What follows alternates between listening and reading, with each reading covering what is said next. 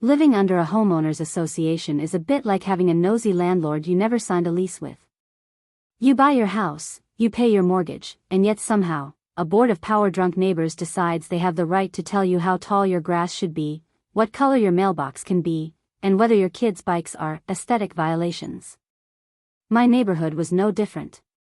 In fact, our HOA had a reputation for being especially ruthless. Everyone joked that they weren't protecting property values, they were funding their own petty empires. They fined people for leaving garbage cans out a few minutes too long, charged absurd maintenance fees for things that clearly never got maintained, and sent out threatening letters if your curtains didn't match the approved palette. I thought I'd learned how to tune them out, until the day I opened my electric bill. At first, I thought it was a typo. My normal usage hovered around $180 to $220 per month, depending on the season. But this one? It showed a charge for over $3,200. My jaw actually dropped when I saw it. My first thought was that maybe my AC unit had gone haywire, or maybe my teenager had somehow set up a cryptocurrency mine in the basement. But no, when I scanned through the bill, the kilowatt usage didn't line up with what my meter had recorded. Something wasn't right. I went out to the side of the house and checked the physical meter, just to make sure I wasn't losing my mind. The numbers didn't come anywhere close to what the bill showed. Confused, I called the power company, sat through the usual, press 2 to wait on hold forever, routine, and finally got through to a rep. That's when the first piece of the puzzle fell into place. The rep explained, very matter-of-factly, that the utility portion of my bill was correct. It was my usual, modest energy usage. The extra $3,000? That wasn't them. It came from additional association maintenance charges. My stomach sank. Association? Did she mean the HOA? I pressed her for details, but she couldn't give specifics. All she could confirm was that my bill showed a separate line of charges tied to my account that didn't originate from the power company itself. That was the moment I realized, the HOA wasn't just nickel-and-diming me for garbage can placement. They were now literally charging me thousands of dollars through my own power bill. The more I thought about it, the angrier I got. I wasn't running a server farm, I wasn't secretly lighting up a stadium at night, and I sure wasn't okay with being their personal piggy bank. If the HOA thought I was going to hand over $3,000 without asking questions, they were sorely mistaken. But here's the thing about HOA greed, it's never an accident. If they had managed to tack on $3,000, there had to be a reason. A deliberate, shady reason. And I was determined to find out exactly what it was. I've always believed that when something doesn't add up, it's better to follow the paper trail than to take anyone's word for it. And with $3,000 on the line, I was about to become a one-man investigation unit. First stop, my old electric bills. I dug them out of my files, lined them up on the kitchen table, and studied them like they were coded messages. For months, years even, everything was consistent. A couple hundred here, a little spike in the summer, then back down in the winter. Nothing unusual. But then, like a red flag waving in a storm, last month's bill showed an entirely new line item, association maintenance, $3,021.48. Association. Maintenance. $3,000 for what? Cutting the grass with golden scissors? Power washing the sidewalks with holy water? It didn't make sense. I called the power company again, pressing harder this time. After a long hold, a sympathetic rep finally let something slip. Sir, the HOA filed paperwork to have some community facilities linked through your meter account. Legally, we can't stop them if the property owner signs off. I froze.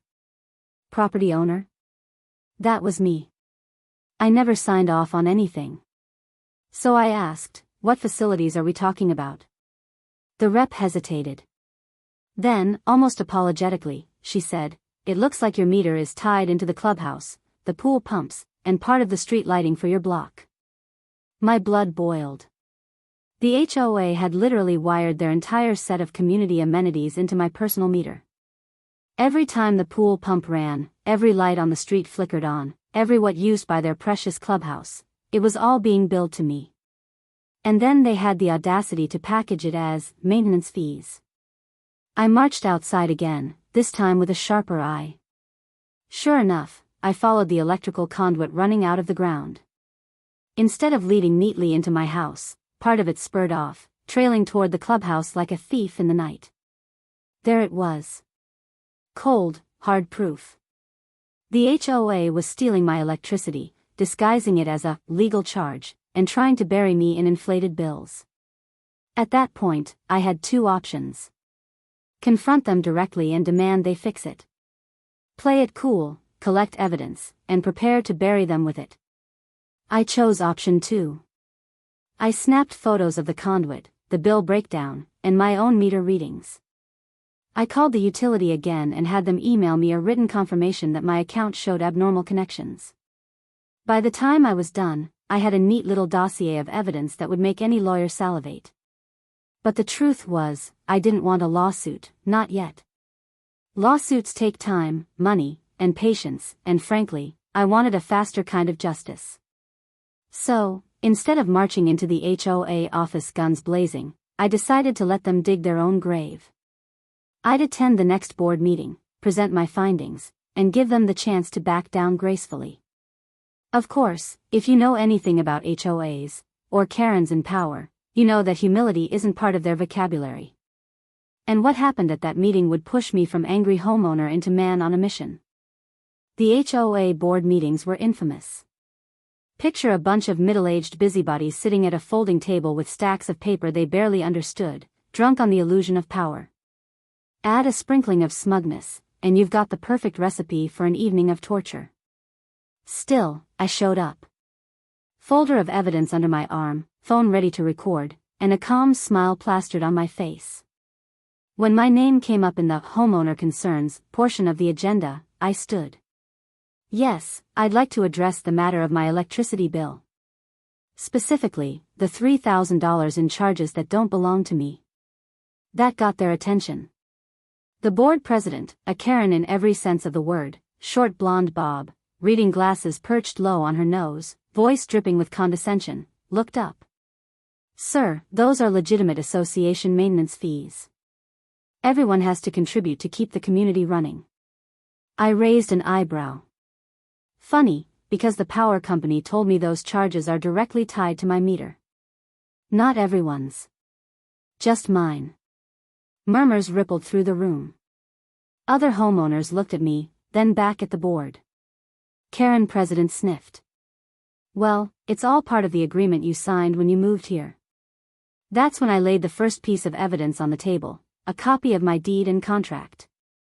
Show me where I signed off on paying for the pool pump, clubhouse lights, and street lamps out of my own pocket. She didn't even glance at it. You're misunderstanding the process. I smiled wider. Am I? Because here's a statement from the utility company confirming my meter is wired into your clubhouse. And here's a picture of the conduit running from my property to your facilities. And here's a month-by-month comparison showing a $3,000 spike in costs the exact moment you rerouted it. Gasps from the crowd. A neighbor muttered, "No way, are you serious?" Karen president's face flushed, but instead of backing down, she doubled down. If you don't like the rules, maybe this isn't the neighborhood for you. Failure to pay HOA fees can result in fines and even liens against your property. That was it. The audacity was unbelievable. They weren't just stealing from me, they were threatening me when I caught them in the act. I closed the folder slowly and looked her dead in the eye. So let me get this straight. You're telling me that if I refuse to pay for your electricity theft, you'll take my home? Silence.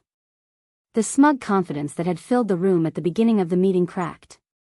People shifted uncomfortably in their seats. A few even started whispering angrily to each other. I leaned forward and said.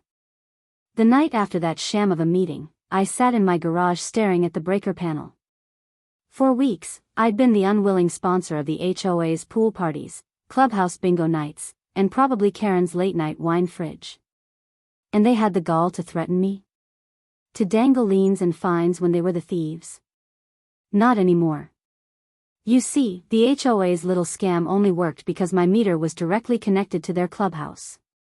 That also meant one thing: I had the master switch. So the next afternoon, with neighbors mowing their lawns and kids riding bikes, I casually walked out to my side panel. With one deliberate flick, the leaching power line feeding their clubhouse went stone cold. Click. Suddenly, the humming of the pool pump died. The clubhouse AC went silent. Lights snapped off like someone had pulled the plug, because I had. For the first time in months, my meter stopped spinning like a slot machine.